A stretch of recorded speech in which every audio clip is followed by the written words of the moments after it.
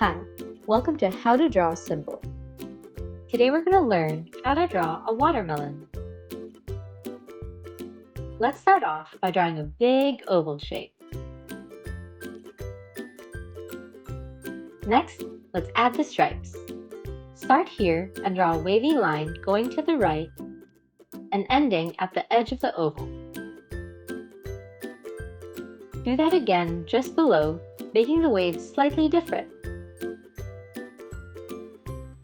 Below that stripe, draw another wavy line that curves slightly downward, and another line to finish the second stripe. Start the third stripe here, curve it, and end it at the bottom middle of the watermelon.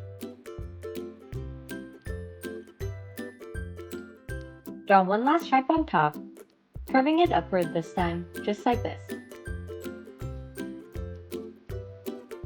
To add some more detail, draw a bunch of diagonal lines on the stripes to shade it in slightly.